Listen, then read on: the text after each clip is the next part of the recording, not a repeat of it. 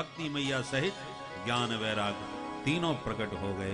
ताता थैया करके नाचते हुए भक्ति माँ ने प्रणाम करके कहा, महाराज कहाँ बैठूं? सनकादिकों ने कहा, इन सब श्रोता समुदाय वैष्णवों के हृदय में विराजमान हो जाओ, क्योंकि जिस भवन में भक्ति का वास है उस भवन में भगवान अपना धाम छोड़ करके जबरदस्ती घुस के अपना निवास बना लेते हैं। हरिरपि निज लोकम सर्वथा तो विहाय प्रविशति हृदय तेषां भक्ति सूत्रोपनिषद।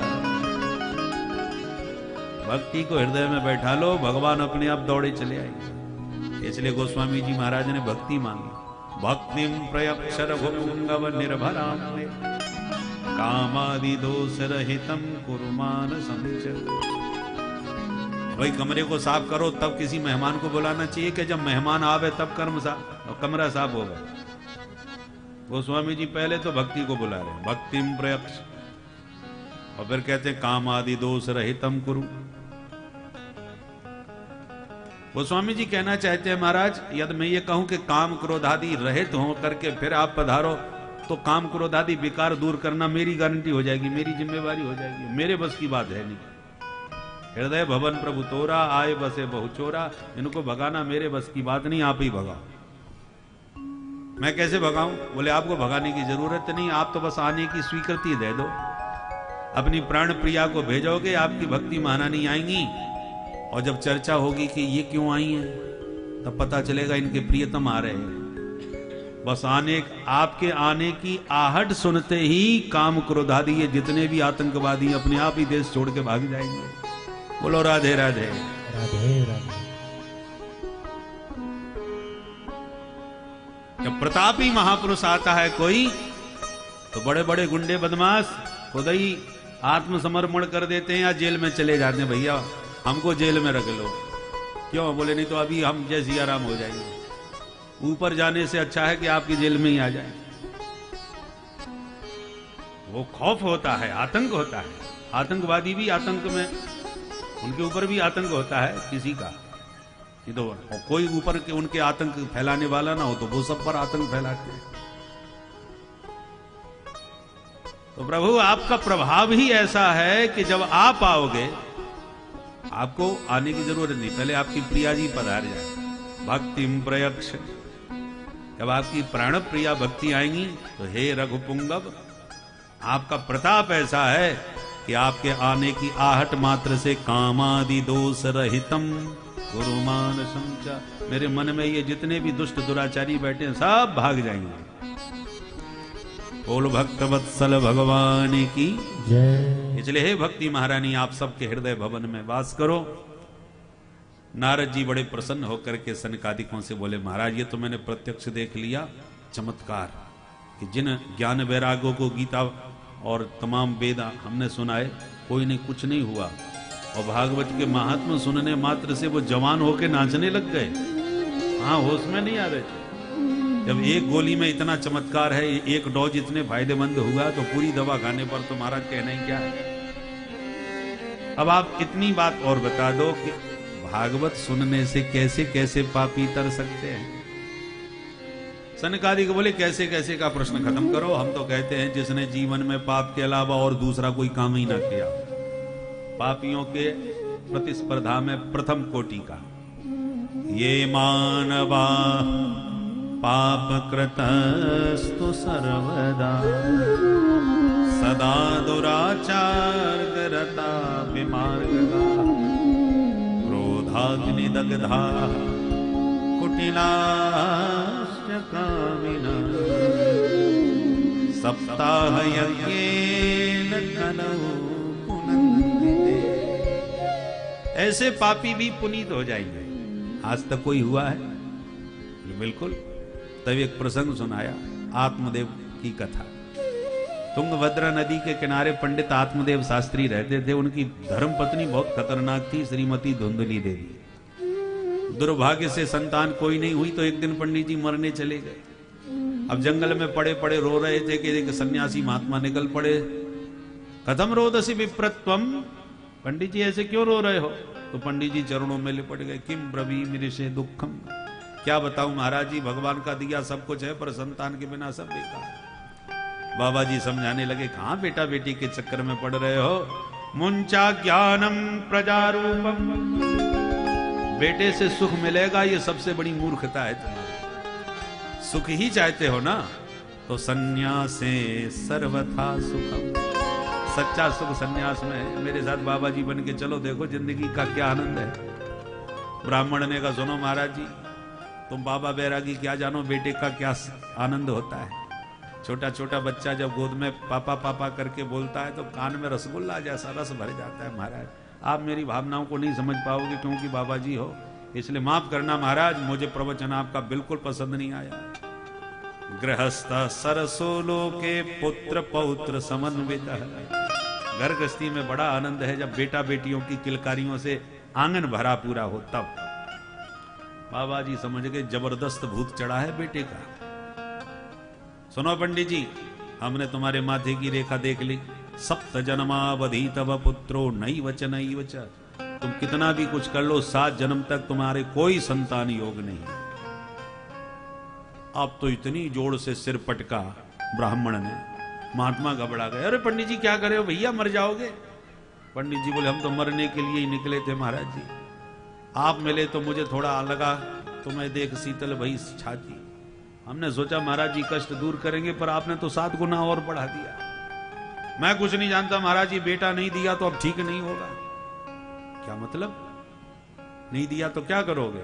बोले, नोचेत त्यजाम्य हम प्राणास्तदग्रे शोक मूर्छित, दोबारा सिर पटकूंगा और आत्महत्या करके आपके चरणों में मरूंगा, आपको ब्रह्म हत्या लगेगी। अब बाबा जी की धड़कन तेज भई, हे भगवान कछु लेना न देना मगन रहना। अपनी मस्ती में जा रहे थे, बिना मतलब की ब्रह्म हत्या पीछे लग गई। पंडित जी हमने तुमसे दान दक्षिणा कछु लई नहीं है, अब तुम हमें ब्रह्म हत्या क्यों लगा रहे हो? भैया हम चले जाएं तो तुम्हें जो मर्जी आवे सो करना। नहीं नहीं, त्वदग्रे, तुम्हारे सामने मरूंगा। बाबा जी समझ गए पंडित खतरनाक है भाई, मर भी सकता है, एक बार सिर फोड़ चुका है। सो तुरंत बगल में से एक फल निकाल के पंडित जी को थमा दिया। बोले, सुनो सुनो, अब मरो तो मत, हम तुम्हें ये फल दे रहे हैं भगवान के नाम पर। इदम भक्ष्य पत्न्या त्वं ततः पुत्रो भविष्यति, ये फल अपनी पत्नी को खिलाना तो हमारा आशीर्वाद है, बेटा ही होगा। अब पंडित जी तो उछल पड़े आनंद के मारे। संत बड़े दयालु होते महाराज और कोई नियम? तो 2-4 नियम बता दिए। और पंडित जी भागे फल लेके। अरे सुनती हो, देखो क्या लाया हूं। पंडितानी भाग के आई, क्या लाए हो जी? देख कितना सुंदर फल है, फटाफट खा ले। पंडितानी ने माथा पकड़ा, हे भगवान, गला फाड़ के ऐसे बुला रहे थे जैसे 9 लखा हार लाए हो। मैंने फल नहीं खाए क्या आज तक? अरे बाबरी, ऐसा वैसा फल नहीं है, खाएगी तो बेटा हो जाएगा। ओ ऐसा भी फल मिलने लगा है आजकल, बेटा हो जाएगा फल खाने से। देखो तू इन बातों को नहीं समझ सकती, संत हैं, सिद्धि से कुछ भी कर सकते हैं।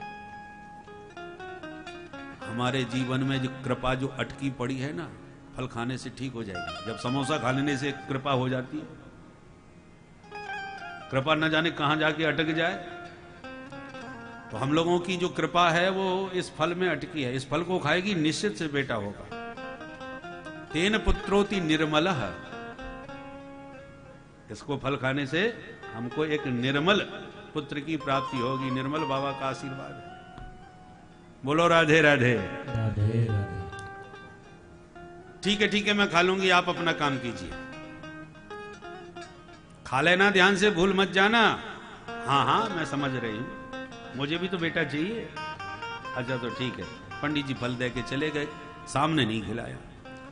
अब पंडित जी के जाते ही धुंधली ने अपनी कुतर्कनी बुद्धि से सोचना चालू किया, यदि मैंने फल खा लिया और कहीं सचमुच गर्भवती हो गई तो मैंने तो सुना है गर्भवती स्त्री भाग ही नहीं सकती, और कहीं उसी समय में 9 महीने की बात है, कहीं घर में आग लग गई तो कैसे भागूंगी, कहीं भूकंप आ गया तो कैसे भाग पाऊंगी। मैंने तो ये भी सुना है गर्भवती स्त्री ज्यादा काम नहीं कर सकती, अब मैं काम नहीं करूंगी तो मेरे घर का काम कैसे निपटेगा, कौन करेगा। वैसे ननद को बुला लेती हूँ, वो संभाल लेगी, होशियार तो है, पर नहीं वो वहां चोटी भी है। उसके भरोसे घर छोड़ा तो घर का ही जैसी आराम हो जाएगा, बिल्ली के भरोसे दूध की रखवाली नहीं हो सकती। एवं कुतर्क योगेन तत्फलम नैव भक्षितम, इतने व्यर्थ के कुतर्क किए कि उसने फल नहीं खाया। मैं तो इतना बड़ा खतरा मोल नहीं लेने वाली। मैंने तो ये भी सुना है सुखदेव जी एक 12 महीने 12 साल तक अपनी मां के गर्भ में रहे। कहीं ऐसा कुछ हो गया तो मैं तो जीते जी मर जाऊंगा। इतने में उसकी छोटी बहन आ गई घूमती फिरती। अरे धुंधली बड़ी परेशान सी लग रही है, कहा बात है। पूरी कहानी बहन जी को सुना दी। बहन जी यही चाहती थी इसके कोई बच्चा ना हो तो ये मेरा बेटा कहीं गोद ले ले तो सारी संपत्ति मेरी हो जाए। वो अपनी जुगाड़ में थी। उसने माथा और खराब कर दिया। धुंधली तू पागल भैया, फल खाने से कहीं बेटा बेटी होते, सब बकवास। तुम्हारे पतिदेव न जाने कहां बाबा बैरागियों के चक्कर में पड़ जाते हैं। तू ये काम कर, तेरे बच्चा नहीं तेरी गैया के बछड़ा ने, फल तू गैया को खिला दे, देखे क्या होता है। और तेरे बच्चा नहीं है तो मेरे तो बहुत सारे बच्चे पहले ही है और एक और होने वाला है। अब जो पेट में है उस पर तेरा ही अधिकार है। मैंने अभी से तेरे को वचन दिया, तुझे बेटा मिल जाएगा, कोई टेंशन नहीं होगा। मुझ में तुझ में क्या अंतर है बहन, मेरा कि तेरा।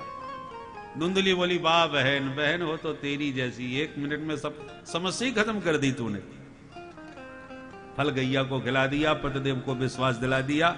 पंडित जी बड़े खुश, एक एक दिन गिनने लगे। समय पाकर छोटी बहन के बेटा हुआ, उसने धुंधली को दिया। धुंधली ने पतिदेव को सुबह होने पर दिखा दिया, देखो स्वामी जी बेटा हो गया। और पंडित जी नाचने लगे, पूरे गांव में मिठाइयां बंटवाई। उसके 3 महीने के बाद साधेनु सुसवेर भका, पंडित जी की गाय ने भी सुंदर शिशु को जन्म दे दिया। पूरे गांव में हल्ला मच गया, पंडित जी की गैया के बेटा हुआ है। भीड़ उमड़ पड़ी देखने वालों की। भाग्योदयो धुना जाता आत्मदेवस्य पश्यता। आत्मदेव का कैसा भाग्योदय हुआ, एक की जगह 2-2 बेटा हो गए भाई। गाय ने बेटा पैदा किया। पंडित जी का आनंद दुगना हो गया। बच्चों के नामकरण किए। गाय के बेटे के कान गाय जैसे थे इसलिए नाम गौकर्ण। और अपने बेटे का नाम तो धुंधली खड़ी होके बोली सबके नाम तुम ही धरोगे, बच्चा मेरा है पेट में मैंने धरा है, नाम भी मैं ही धरूंगी। हाँ तो बोल क्या नाम रखेगी।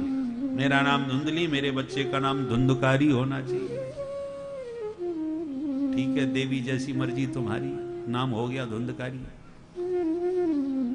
बच्चे बड़े हो गए, दोनों ने नाम कमाया, पर एक विख्यात दूसरा कुख्यात। गौकर्ण पंडितो ज्ञानी धुंधकारी महाखल। गौकर्ण महान विद्वान बने और धुंधकारी नंबर 1 का खल। खल का मतलब ख और ल, जो खावे और लड़े, 2 ही काम है, खाना और लड़ना।